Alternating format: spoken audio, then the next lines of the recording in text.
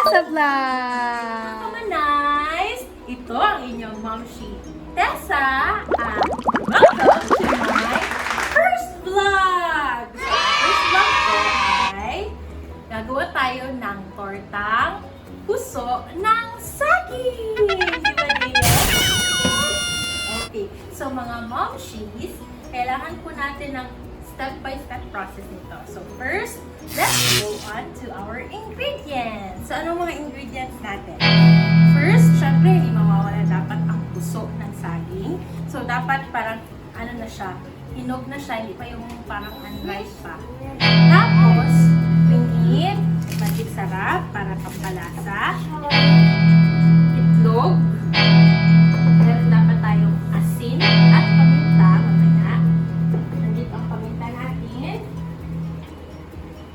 Tapos, we also need breadcrumbs at saka all-purpose flour.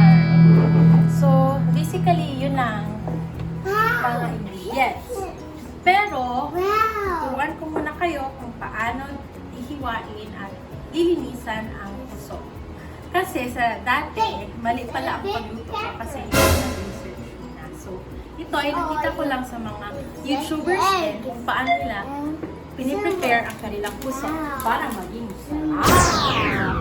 Dea! Di ba Dea? Okay, we're helping her. So first, lilinisan muna natin ito.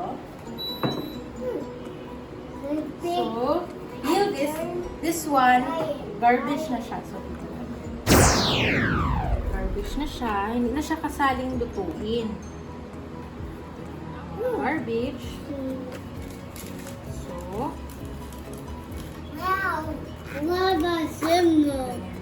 Hey, there's someone. so i-peel natin siya hanggang mawala yung parang makunat. Ay! Teo! Do not touch! Kasi sumasali ka din sa ano ni mami. Maya na yan. Peel muna tayo. Done. Okay. Ganun talaga pag may 3-year-olds tayo. So mga kamanized, meron na tayo dito ating puso ng saging na hinubad natin. So, next step ay i-cut na natin. So, paano siya i-cut? So, ganito po siya. At this one, ito yung matigas. So, ano yan?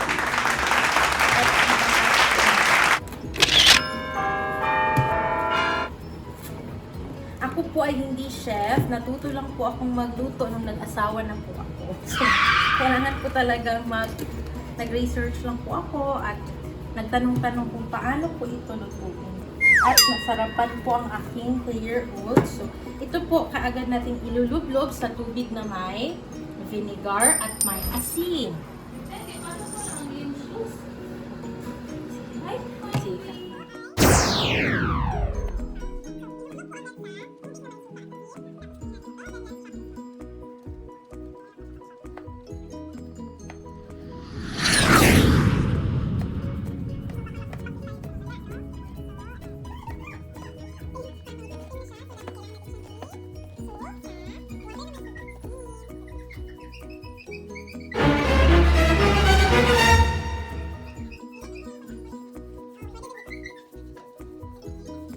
So, tapos na po tayong nag-chop at sinok sa vinegar ng tubig. So, iwan ng water. Pero meron naman tayong water na boiling water. So, at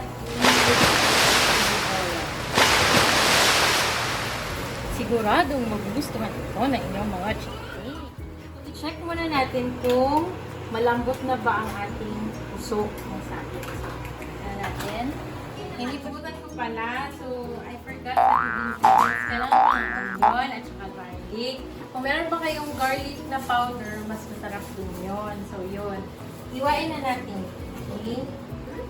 Natin dry ingredients, yung breadcrumbs at saka yung all-purpose flour. Tapos, eggs natin. So, yan. I-beat mo natin ang eggs. Basically, ihalo lang natin sila. So, ihalo natin. Kung may strainer tayo mas maganda, pero para mas mabilis, pwede na din siya. Natin ihalo ang ating dry ingredients, which is the breadcrumbs at saka all-purpose flour.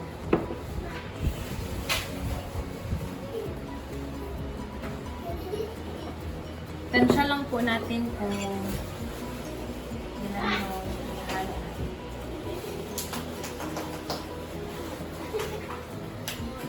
Lagyan natin ng asin, paminta, sarap at saka sugar. Natin ang malig sarap. Ito yung sikreto, pero hindi ito sponsor. Pero Beke namin. Maka-sponsor. Ingredient is sugar. Konti lang.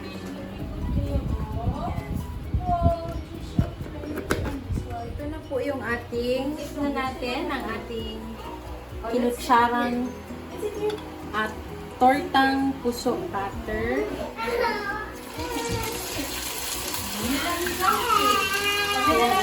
Try nyo po siya. Healthy pa.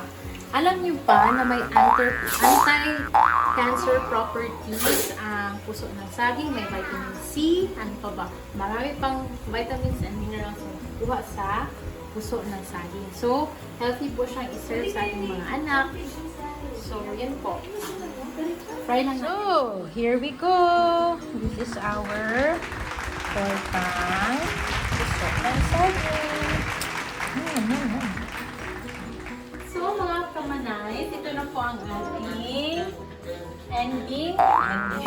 Ang ating product na ating ginawa, ang ating tortang puso sa saging.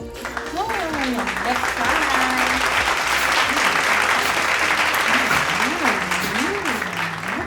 Sarap! So, pwede natin lagyan ng Tessa. Makikita niyo naman, ang rami kong pagkain. Pero hindi po ako ang nagluto niya. Ito lang ang niluto ko. Ang sarap. Next time, see you sa magbubukbang ako. Okay? Next time pa naman. Okay.